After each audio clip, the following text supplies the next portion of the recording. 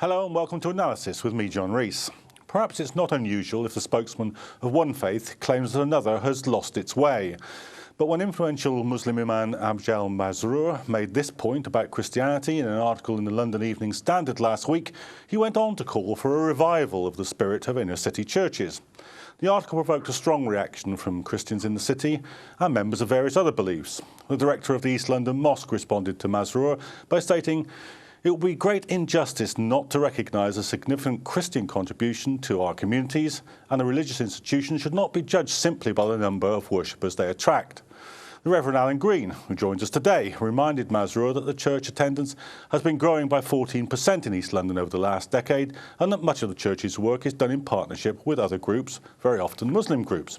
Well, joining me to discuss this alongside the Reverend Alan Green are Sheikh Ibrahim Mogra, Assistant Secretary General to the Muslim Council of Britain, Bob Churchill, Communications Officer at the International Humanist and Ethical Union, George Pitcher, an Anglican priest and public ethics consultant, and on the phone we've got Sheikh Hatham El-Haddad, Muslim Research and Development from the Muslim Research and Development Foundation.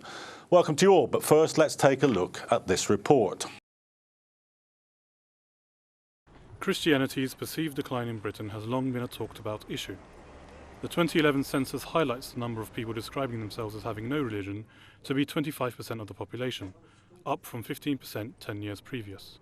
Those describing themselves as Christians fell to 59%, a drop from 72% in the previous census. With this in mind, one influential Muslim imam in London last week wrote that Christianity has lost its way, provoking the ire of many Christians in the city. Ajmal Masroor, an imam and broadcaster in London, wrote in the Evening Standard newspaper that Christianity has failed to fill the spiritual vacuum and provided no coherent solutions to the social issues that are plaguing our city. His prescription, however, was to revive the spirit of inner city churches. The director of East London Mosque, responding to Masroor, said that it would be a great injustice not to recognise the significant Christian contribution to our communities, and religious institutions should not be judged simply by the number of worshippers they attract. Islam Channel spoke to Julian Bond at the Christian Muslim Forum for his views. I don't think Ajmal does have any sinister edge. I mean, he's a very passionate man. He writes very passionately. He'd recently been to the Holy Land in a trip that was organised by the Christian Muslim Forum and saw quite deeply the heart of Christianity in Jerusalem and Palestine, and had been very moved by the experience.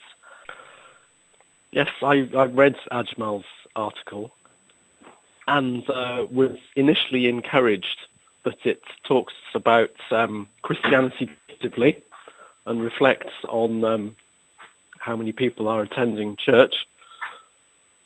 But the issue with it is that he then goes into a critique of Christianity, which is not helpful, especially for people who are involved in interfaith, and doesn't reflect the reality of churches, and only picks up on a certain strand of people who are converting from Christianity to Islam, which is not really representative. I'm in contact with Christian clergy in the East End who are keen to have a conversation with Ajmal, and I've been in touch with Ajmal himself, who's also open to that. So I think there's some initial difficulty, but people have responded very clearly to what Ajmal wrote, and I think the conversation will continue, and I think out of that will come better understanding and strengthened relationships. Abdul Khairun, Islam Channel.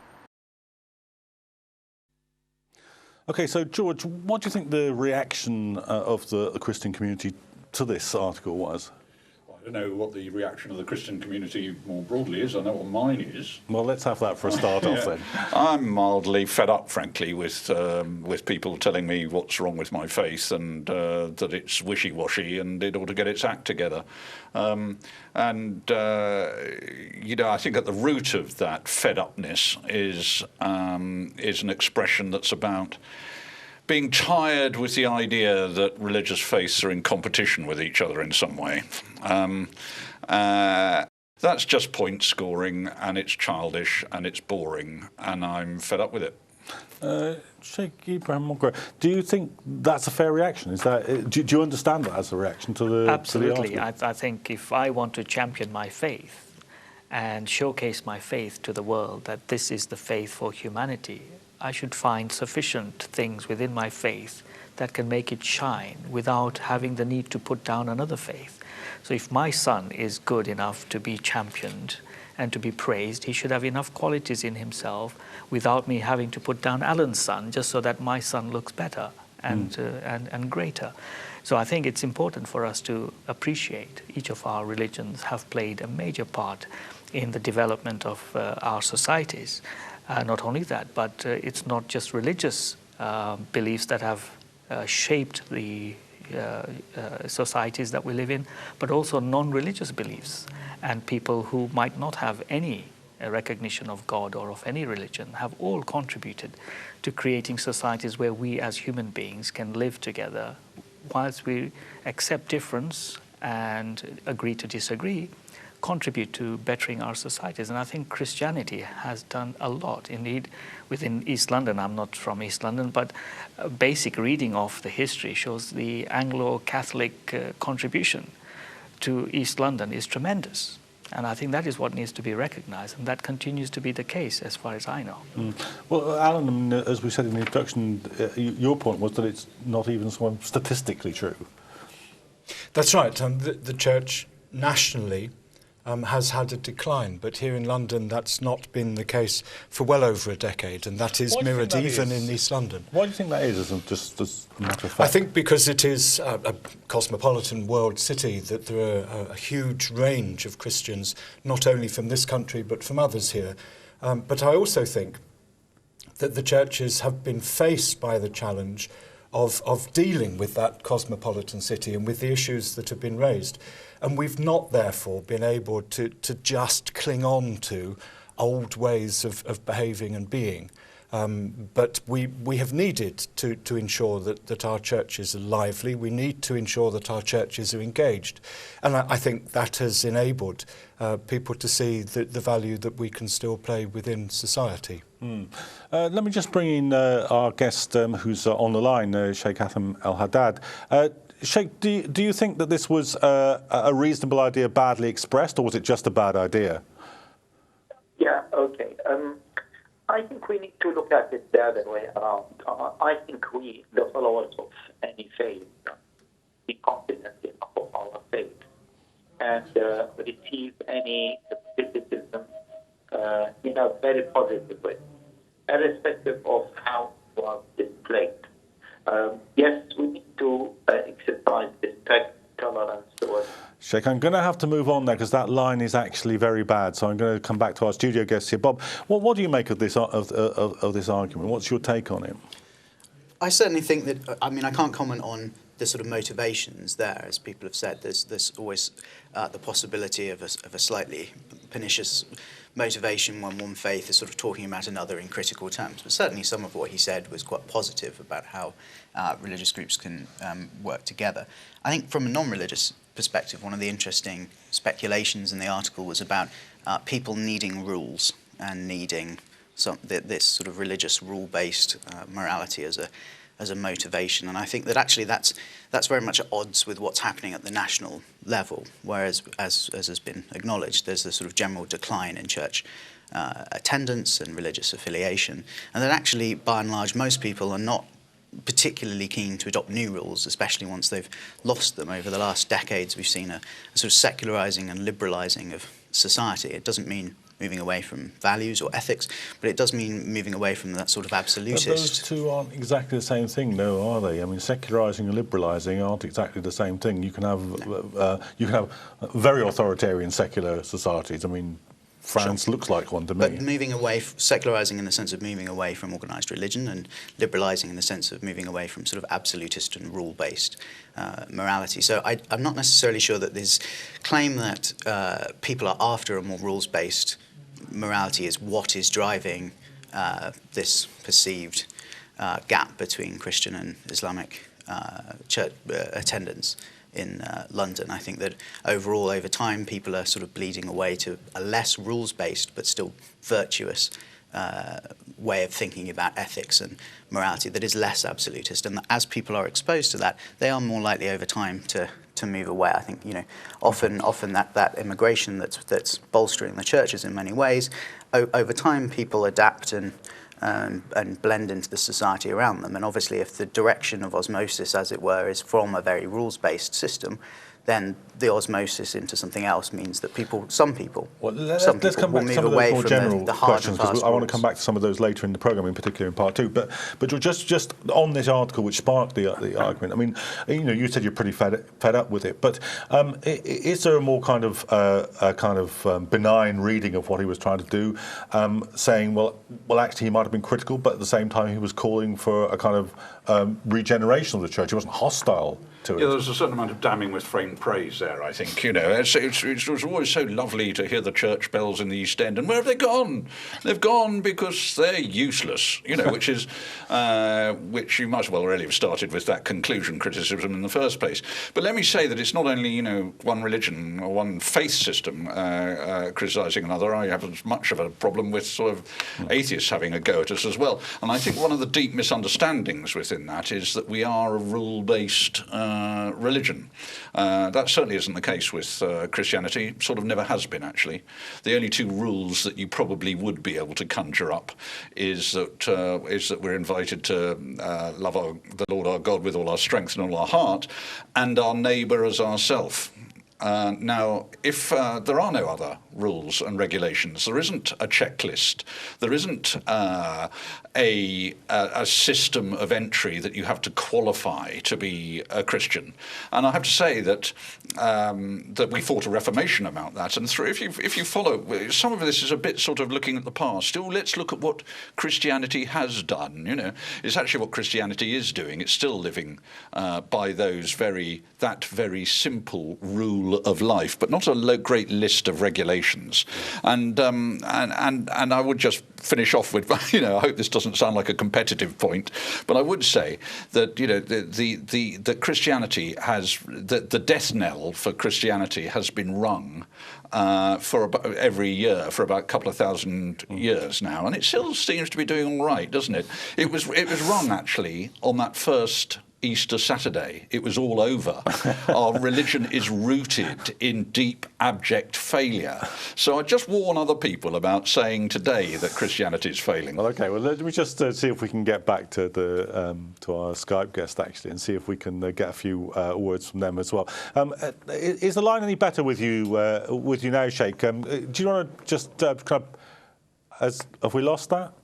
Yeah, it appears we have. Alan, do you want to just bring us in on that debate then? I mean, Bob's saying there's moving away from a rule-based thing, but I mean, secular society in Britain is pretty rule-based, religious or not, isn't it? Well, if I divert from that just for a moment, first of all, the depth of Ajmal Masroor's ignorance in his article is astounding.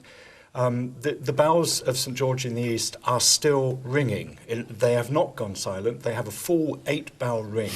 They don't ring them every Sunday because they're attentive to their neighbours, and since it takes 1.5 to 4 hours to do a full peal of them, they want to take account of their neighbours. But if Ajmal wants to hear the bells, he can go there at least once a month to hear a full 4-hour peal of them. So the churches are not going away, certainly not in Tower Hamlets. The foundry in Tower Hamlets, just down the road from the mosque, is still operational. Yes, it is, since the 15th century. Yeah. And the churches are in a different place these days. There were many built in Tower Hamlets in order to try to civilise the poor in the 19th century at the beginning of time. That didn't work. They were closing already by 1850 because they built too many of them. But they are not closing now. There hasn't been a closure of a Church of England church for well over 20 years. There are, though, changed demographics.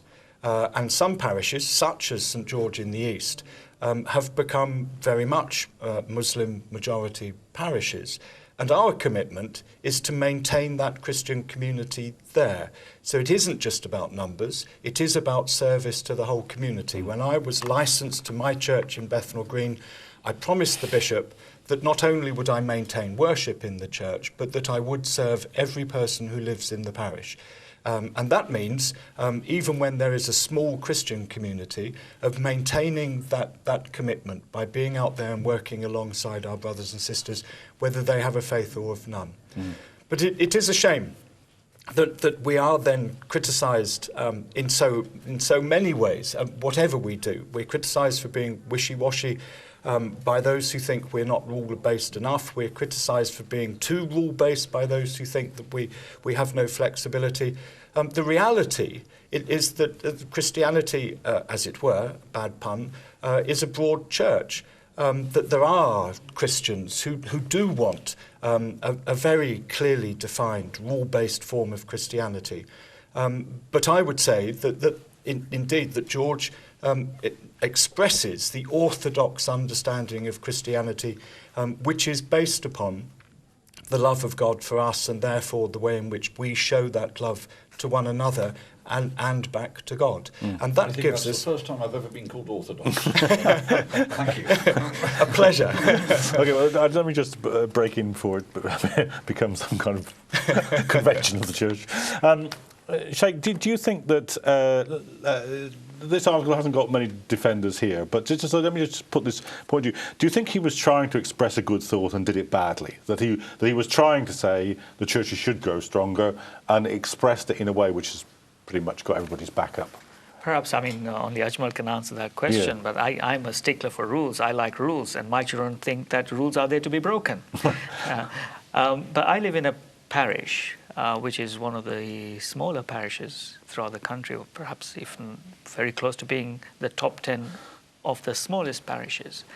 And Christian Friends have been delighted that the presence of other religious communities within that parish have helped to bring back life into the day-to-day workings of the church, where these churches are now being used a lot more by non-Christian people than by Christians themselves. And that, I believe, is purely down to the demographics. Christian families have moved on or they've passed away, and Muslims and other religious communities have replaced them by moving into those areas. And I think this is the love your neighbor spirit within Christianity, which I find incredible, that their places are open to one and all.